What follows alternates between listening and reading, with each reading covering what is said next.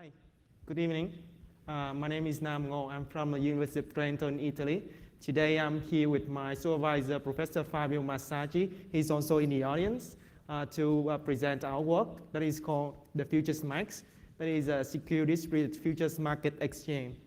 This is also our joint work with Daniele Venturi from University of Rome in Italy and other two economists, Jing Ni from the University of International Business and Economics in Beijing, China, and Professor Julian Williams from the Durham Business School in the UK. He's my supervisor's pictures in case he joined our discussion and you can recognize him. So in this talk today, I will cover the basic of futures trading, the exchange functionality, then we'll move to our motivation and discuss the technical challenges that we need to overcome when we implement this distributed exchange. We will also present our solution briefly, and finally we move to the performance evaluation. So essentially, futures market is a double auction market where we can have the bidders from both buy and sell side. We call them traders. They will bid and ask for futures contracts, which are standardized promises to buy or sell something. This something can be barrels of oil, bushels of coins, or even the exchange rate of US dollar and euro. And these promises are made today, but to be fulfilled in a future date. And the traders will need to deposit some cash reserve into the exchange to make sure that they can meet the promises. And all these trading activities are managed by the exchange platforms. One of the largest platforms in the world right now is the Chicago Mercantile Exchange. And as of today, all of the exchanges are centralized. We also use the CME here as an example for our implementation. To understand the basic of futures trading, let's look at a very simple example. So we have a market here that have two traders, Alice and Bob. They deposit some cash into the exchange for the reserve. They start with no promises. The market price for each promise now is $10. So Alice sells 100 promises to Bob, and Bob buys 100 promises from Alice. Now the exchange will credit Alice with $1,000 for the contracts, and will debit Bob $1,000 for the contracts. But Alice will have to buy back these promises at a later point. That is, for example, at the end of the trading day.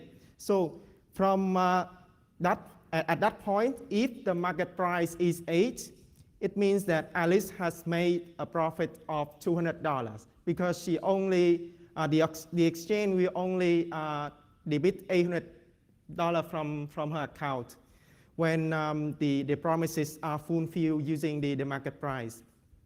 In another case, if the market price increases to 12, then in this case, Bob made a profit instead of Alice when the promises are fulfilled. So the risk here is that what if the market price increased to 23? Alice certainly will not have 2,300 to be debited, right? So Alice will go broke, and the exchange will have to prevent this from happening. And one interesting property of the market is that the market price is volatile. So the exchange will have to constantly look at Alice's account when the price rises slowly from 12 to 15 to 17. Everything is fine until the price hit 22. The exchange will know that Alice's cash reserve is now at 0. So the exchange must do something because Alice is going to be broke if the price increases further. So the exchange will give Alice a margin call. Nowadays, it is just an API interact with Alice's computer or Alice's agency. But in the past, it's actually a phone call to Alice. So the exchange will ask Alice to deposit more money to increase the reserve. But so if Alice cannot do it, her account will need to be liquidated. It means that Alice will be pushed out of the market and she will lose all her money.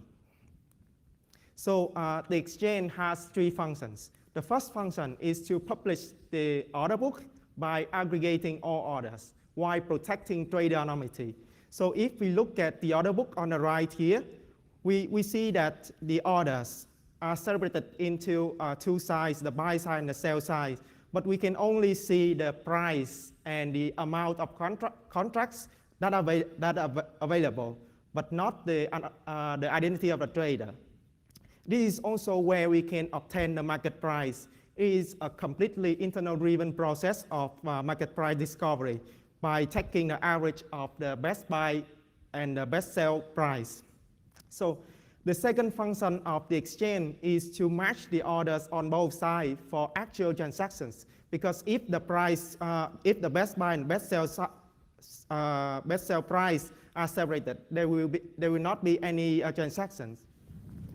The final function of the exchange is to manage risk, as we have seen in the previous example, by constantly manage the trader's account when the price oscillates. This is especially difficult in the presence of high-frequency traders. It means that these traders post a lot of orders, but only a few of them are matched. So if we look at the real data that we obtain from the CME, even for a low-frequency market like the Linhawk futures, the number of orders are 6,000, but the actual matches are only 500. It is even more severe in high-frequency markets like the euro-dollar, where the number of transactions, where the number of orders are more than 300,000, but the actual matches are only 8,000. So to summarize the functionality of the exchange, it starts with all traders deposit some cash reserve into the exchange, and then they can start to post order or they can cancel their pending orders. The exchange will need to check if the traders can actually afford these actions before trying to match the buy side and the sell side for actual transactions. Then the exchange will go back to the post order and cancel order state. If the exchange can find any risk here, for example, there are some new prop traders, the exchange will proceed to cancel all the pending orders of these prop traders, and then will liquidate their accounts before going back to the post order and cancel order state. At the end of the day, or if the exchange cannot fix the prop position at all, the exchange will need to mark all the traders to market, meaning that liquidate all the accounts using the market price at that point. So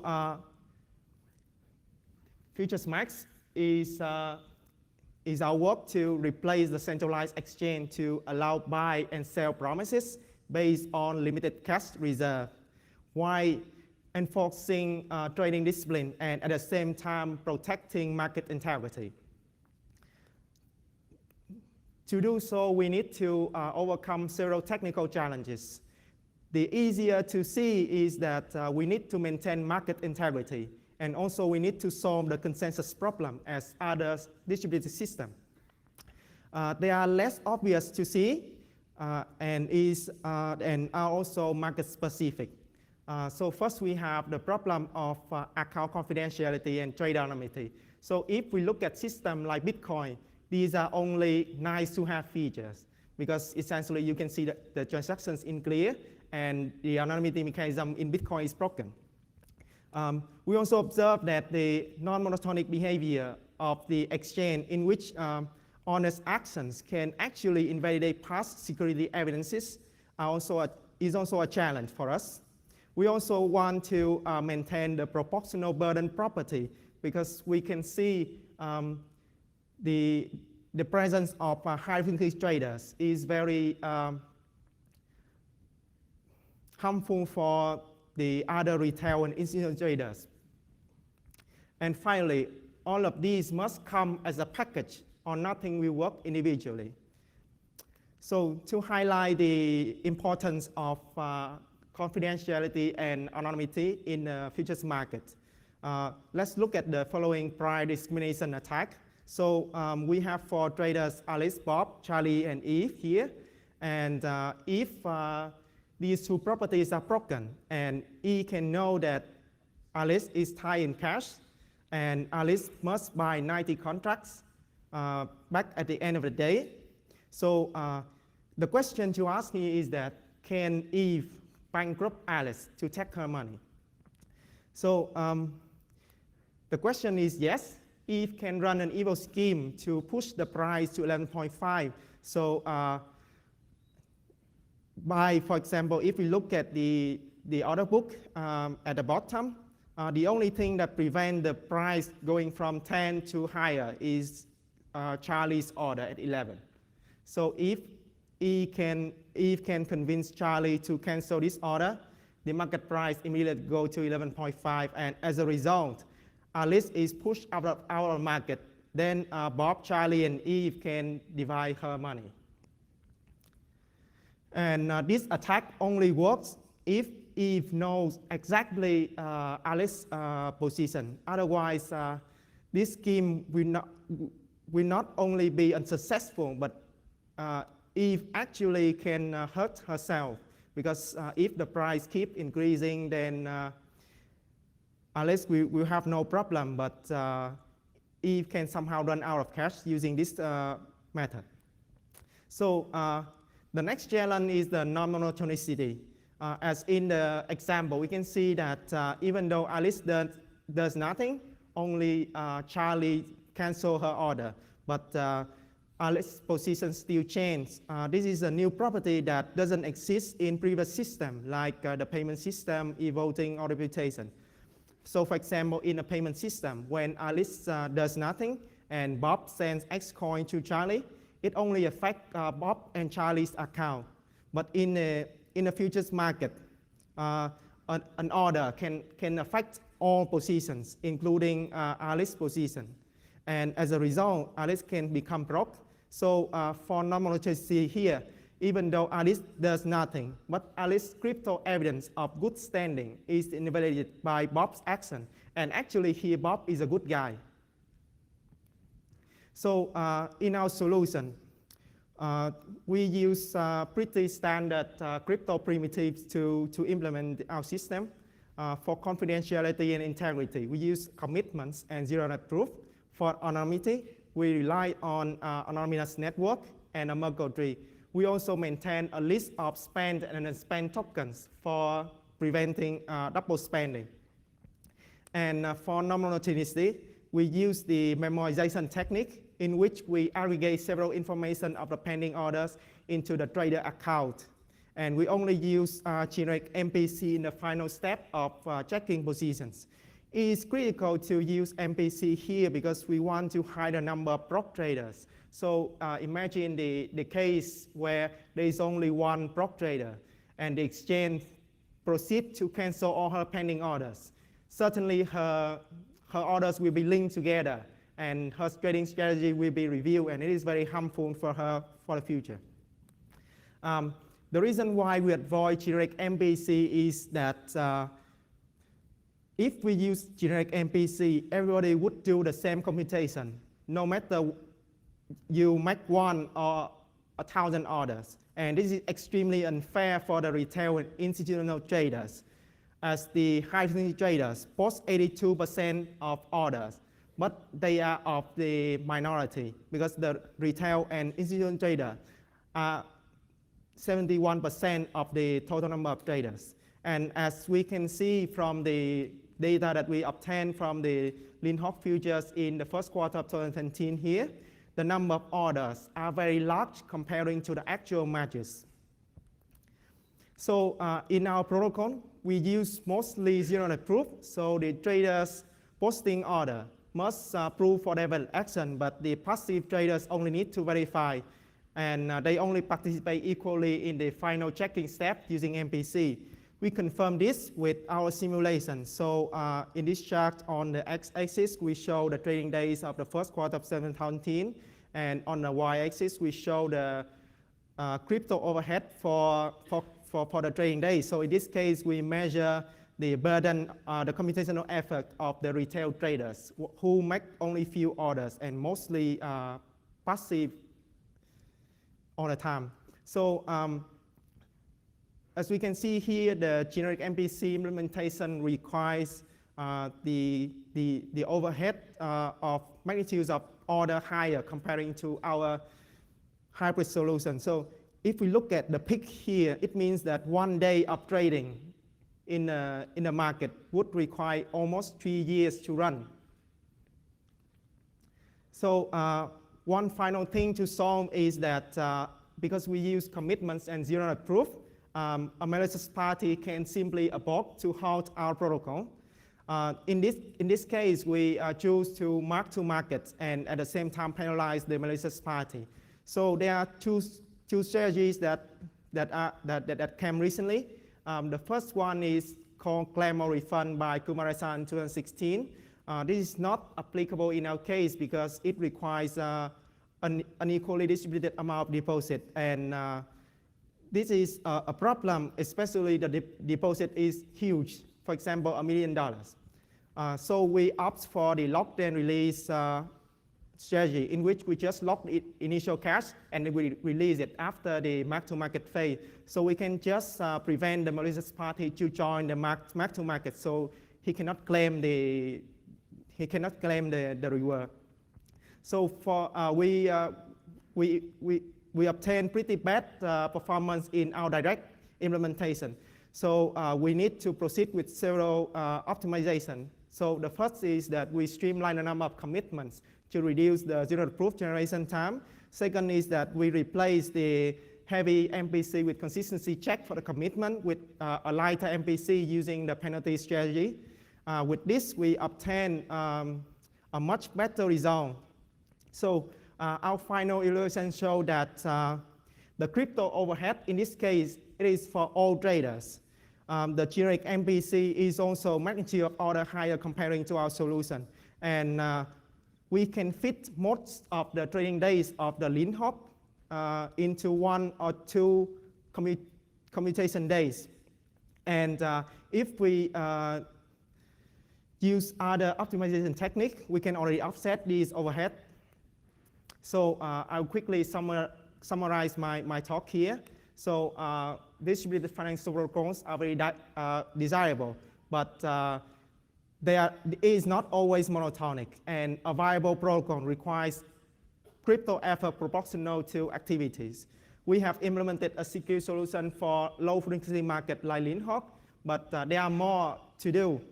First, we can try to handle the high frequency market like Eurodollar, or we can try to improve the dropout tolerant mechanism. So if there is an abort, we can actually recover and continue to operate instead of marking to market. Or we can extend the functionality to the dark pool, where the orders are not fully public anymore, but some of them are visible conditionally. With this, I finish my talk, and I'm happy to take questions. Thank you.